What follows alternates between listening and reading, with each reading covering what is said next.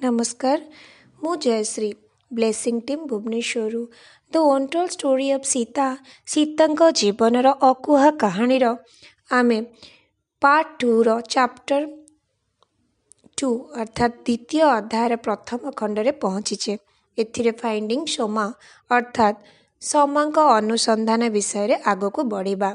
अनुसया निजर परिचय प्रदान करने चाहूथिले किंतु तांको कंठरू कौनसी शब्द मिलु नथिला। सोमा जेतेबेले कहिले मो पाखकु आस पुत्री, जेमिति मु तुमको भल भाबरे देखि पारिबी। तांको आखि अर्ध निर्दित अवस्था परि लागुथाए। एमिति लागुतिला जे से जेमिति एक निर्दित अवस्थारू धीरे धीरे प्रकृतिस्थ हेई जाउचंती एवं तांको भ्रम उभान हेई जाउतला एवं से कहि उठिले, ओ तुमे। बादल को चिरी जेमिति सूर्य किरण प्रकाशित हुए ठीक सोमांक आखिरे एवं मुहरे आनंद प्रस्फुटित होई उठिला।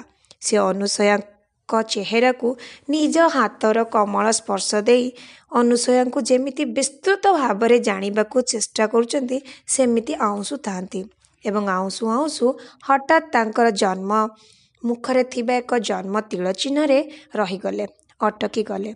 तांकर घन लंबा कला केशकु नहीं नजर दे कहिले, तुमे बहुत सुंदर पुत्री। अनुसया केबे मध्य निज सुंदरता विषय भावु नथिले, किंतु तांका पितांक पई एक सुंदर राजकुमारी से थिले। ठीक एतिकी बेले अनुसयांकर माता प्रकोष्ठ भीतर को प्रवेश करती एवं सेही दुई जनकर वास्तव परिचय करती एवं निजर परिवार विषय वर्णना करती।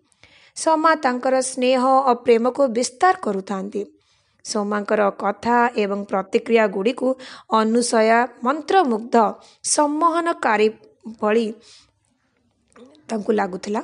सोमा सबु किछि मन दे सुनुथांती। सोमा कहिले, तो तुमर नाम महान स्वाधी अनुसयांक ऊपर रखा जाइछि। माता तांको खूब प्रेम करुतले।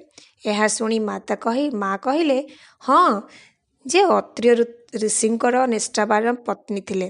तो सोमा कहले, ओ तेबे अयोध्या से एक निष्ठावान पत्नी रूपे परिचित अटंती। स्वाधी अनुसया घोर तपस्या करथिले, जहाँकि बहुत कम महान ऋषि ही करि पारिछंती। एबे से तीनी महादेवींकर तपस्या से अनेक शक्तिपूर्ण थिले। से तांको तपस्या द्वारा एमिति बहुत किछि सृष्टि करिसेंती जे सारा संसार पाई लाभदायी अटे। तांको पाखरे एक मातार हृदय एवं एक ज्ञानीर बुद्धिमता मध्य थिला।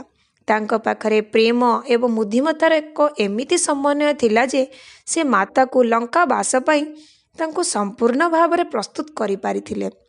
लंकार नाम शुणिबा मात्रे ही अनुसया विचलित एवं उद्विग्न होई पड़िले। एहा देखि माँ अत्यंत व्याकुल होई कहिबाकु लागिले, आपण एक संदिग्ध विषय को छुई देले। अनुसया मातांकर बंदी विषय को एपर्यंत ग्रहण करि पारिनी। सोमा अनुसयांकर क्षणटी अवलोकन करी कहिले, मु बुझी पारुछि। एमिति भाविबा अत्यंत स्वाभाविक अटे, कारण ताकू कहानीर सत्यता विषय रे जणा नाही। एबे तुमे मते बुझाओ, तुमे एमिति काहेकि अनुभव करस अनुसया? एमती प्रश्न पचारती। अनुसया निज भावना और शब्द को एकाठी करी बुझेबाकू चेष्टा कले जे मु किछि जानिनी, किंतु मोर अंतरात्मा यह मानिबाकू नाराज जे जहा किछि भी हेला ताहा माता सीतांकर सम्मति बिना असंभव। से अबला से एवं असहाय केबे भी नथिले। से निजर आत्मरक्षा करि पारिथिबे। से सेतिकी शक्तिमती अटंती। यहाँ ही पिलादिनु समस्त को बुझेबाकू चेष्टा करुतले। सोमा कहिले, तमे बिल्कुल ठीक कहूच। मातांक इच्छा द्वारा ही रावण तांको चराई नेबारे सफल हो पारिला। सेथिरे राम लक्ष्मण मध्य सम्मत थिले। एही तीन जण मध्यरु जणकू असुर साम्राज्य रे प्रवेश करिवार थिला। एथिरे माता ही निजर स्वीकृति देइथिले एवं एही कहानी को विषय आउ अधिक जानिबा उचित। अयोध्या समस्ते अयोध्यार धन संपत्ति एवं शक्तिर किपरि विकास है ता विषय चर्चा करती, किंतु यह पछरे थिबा मातांकर त्याग और बलिदान को जानिबा को चाहंतिनी। ଅନୁସୟା କହିଲେ, ଆମକୁ କୁହନ୍ତୁ, ଆମେ ଜଣାଇବାକୁ ଚେଷ୍ଟା କରିବୁ। ସମା ଏହାପରେ ତାଙ୍କ ପାଇଁ ଭୋଜନର ବ୍ୟବସ୍ଥା କରନ୍ତି। ନିଜ ହାତରେ ବନ୍ୟଜାତ ଶସ୍ୟରେ ଖୁବ୍ ସ୍ୱାଦିଷ୍ଟ ଭୋଜନ କରି ବନ୍ୟ କଳି ଦ୍ୱାରା ପାନୀୟ ପ୍ରସ୍ତୁତ କରି ମଧ୍ୟ ଖାଦ୍ୟ ପରିବେଷଣ କରନ୍ତି ଏବଂ କହନ୍ତି, ମାତା ହିଁ ତାଙ୍କ ଦ୍ୱାରା ଏସବୁ କରାଉଛନ୍ତି।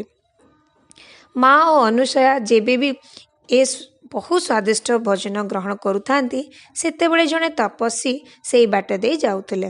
ସମା ତାକୁ ଖାଦ୍ୟ ପାଇଁ ନିମନ୍ତ୍ରଣ କରନ୍ତି। ତପସ୍ୱୀ ଆସନ ଗ୍ରହଣ କରୁ କରୁ କହିଲେ, ସମା ଆମକୁ କେବେ ବି ବିନା ଭୋଜନରେ ଛାଡ଼ନ୍ତି ନାହିଁ।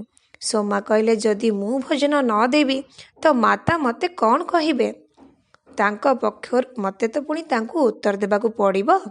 ତପସ୍ୱୀ ଭୋଜନ ଗ୍ରହଣ କରୁ କରୁ କହନ୍ତି, ଆମ ପରି ତପସ୍ୱୀମାନଙ୍କର ଏହା ହିଁ ଲାଭ ଅଟେ। ଆଶ୍ରମରେ ଆମେ ଭୋଜନ କରୁ, କିନ୍ତୁ ସମା ପରି ଆମକୁ କେହି ବି ଖୁଆଇ ପାରନ୍ତିନି। ସମା କହିଲେ, ଏହା ମାତାଙ୍କର ଆଦେଶ ମାତ୍ର।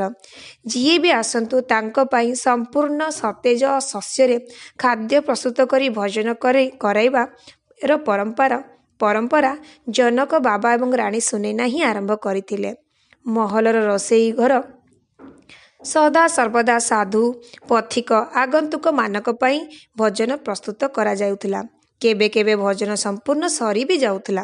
ଆଉ ଯେତେବେଳେ ସମସ୍ତେ ଚିନ୍ତାରେ ରହୁଥିଲେ, ଏ ସମୟରେ କେହି ନା କେହି ଭୋଜନ ସାମଗ୍ରୀ ଧରି ପହଞ୍ଚି ଯାଉଥିଲେ। ଆଉ ଏମିତି ପୁଣି ଥରେ ଭୋଜନ ସମସ୍ତଙ୍କୁ ପ୍ରସ୍ତୁତ କରି ଖାଇବାକୁ ଦିଆଯାଉଥିଲା। ବାବା କହୁଥିଲେ, ଦାନ ଦେବାର ଫଳ ଅର୍ଥାତ୍ ପୁଣ୍ୟ ଏପରି ଭାବରେ ହିଁ ମିଳେ। ମାତା ତାଙ୍କର ଶେଷ ଜୀବନ ପର୍ଯ୍ୟନ୍ତ ଏହା କରିଚାଲିଥିଲେ ଏବଂ ମୁଁ ବି ସେଇଆ କରିବି। ଆଉ ଯେବେ ମାତା ଆସିବେ, ତେବେ ମୁଁ ତାଙ୍କ ସାଙ୍ଗରେ ଚାଲିଯିବି। ତପସ୍ୱୀ କହିଲେ, ଏହା କେବେ ହିଁ ହେବନି। ସମା କହିଲେ, ମୁଁ ତ ଯିବା ପାଇଁ ସଦା ସର୍ବଦା ପ୍ରସ୍ତୁତ ହେଇ ରହିଛି, କିନ୍ତୁ କାହିଁକି ମାତା ଯେ ମୋତେ ନେଉନାହାନ୍ତି ସେ କଥା ଜାଣିପାରୁନି। ଭୋଜନ ପରେ ତପସ୍ୱୀ ସମାଙ୍କୁ କୃତଜ୍ଞତା ଜ୍ଞାପନ କରି ଚାଲିଯାଆନ୍ତି ଏବଂ ସମା ପୁଣି ନିଜ କାହାଣୀକୁ ଆଗକୁ ବଢ଼ାଇ ଚାଲିଲେ। ଅକାଳ ମରୁଡ଼ି ସମୟରେ ଅନେକ ପ୍ରଜା ଭୋକରେ ରହୁଥିଲେ ଏବଂ ସେ ସମୟରେ ଜନକ ବାବା ନିଜ ରୋଷେଇ ଘର ସମସ୍ତଙ୍କ ପାଇଁ ଖୋଲି ଦେଇଥିଲେ। ଦିନେ ଜଣେ ଆଗନ୍ତୁକ ପତିପତ୍ନୀଙ୍କର ଭୋକରେ ତାଙ୍କୁ ଫେରାଇ ଦିଆଯାଇଥିଲା, କାହିଁକିନା ସେ ଦେଖିଲେ ମହଲରେ କର୍ମଚାରୀମାନଙ୍କ ପାଇଁ ମଧ୍ୟ ଖାଦ୍ୟ କମ୍ ଥିଲା। ମହଲରେ ନୂଆ ସେବିକା ଆସିଥିଲେ, ତେଣୁ ତାଙ୍କୁ ଏ ବିଷୟରେ ଜଣାନଥିଲା। ଏ ଖବର ଯେବେ ଜଣା ପଡ଼ିଲା, ବାବା ସେ ସେବିକାଙ୍କୁ ସେଦିନ ପାଖକୁ ଡାକି କହିଲେ, ଯଦି ଖାଦ୍ୟ କେବେ ନିଅଣ୍ଟ ପଡ଼େ, ମୁଁ ଓ ରାଣୀ ସୁନୈନା ଭୋଜନ କରିବୁନି, କିନ୍ତୁ ମହଲରୁ ଯେମିତି କେହି ବି ଭୋକରେ ନ ଫେରନ୍ତୁ। ଏହାପରେ ସେ ସ୍ୱୟଂ ସେ ଦମ୍ପତିକୁ ନିମନ୍ତ୍ରଣ କରି ଖୋଜିକି ଆଣିଲେ ଏବଂ ପୁଣି ତାଙ୍କୁ ଭୋଜନ କରାଇଲେ। ମାତା ସର୍ବଦା କହନ୍ତି, ପ୍ରକୃତି ସମସ୍ତଙ୍କ ପାଇଁ ଖାଦ୍ୟ ରଚନା କରିଛି। ଯଦି ସମସ୍ତେ ନିଜ ଆବଶ୍ୟକ ଅନୁସାରେ ଖାଦ୍ୟ ଗ୍ରହଣ କରନ୍ତେ, ଲୋଭ ନ କରନ୍ତେ, ତେବେ କେହି ବି ଭୋକିଲା ରହନ୍ତେ ନାହିଁ କି ଅକାଳ ପଡ଼ନ୍ତା ନାହିଁ। କିନ୍ତୁ ଲୋଭ ତ ଦକ୍ଷିଣ ତରଫରୁ ମାଡ଼ି ବସିଛି, ଲଙ୍କା ପଟରୁ। ଲଙ୍କା କଥା ଶୁଣି ସୋମାଙ୍କ ଚେହେରା ଗମ୍ଭୀର ହୋଇ ପଡ଼ିଲା ଏବଂ ଅନୁସୟାଙ୍କ ଆଖି ମଧ୍ୟ ସ୍ଥିର ପଡ଼ିଲା। ପୃଥିବୀର କେଉଁ କୋଣରେ ବି ଅନ୍ୟାୟ ହେଲେ ତାହାର ପ୍ରଭାବ ସାରା ପୃଥିବୀକୁ ଭୋଗିବାକୁ ପଡ଼େ। ଏହି ସତ୍ୟକୁ ବହୁତ କମ୍ ଅନୁଭବ କରନ୍ତି। ବହୁତ କମ୍ ଜଣ ଏ ବିଷୟରେ ଜାଣିପାରନ୍ତି ଏବଂ ରାବଣ ସମସ୍ତଙ୍କ ସମ୍ପତ୍ତିକୁ ଶୋଷଣ କରୁଥିଲା। ଆଜି ପାଇଁ ଏତିକି, ଆଗକୁ ପୁଣି ଜାଣିବା। ନମସ୍କାର।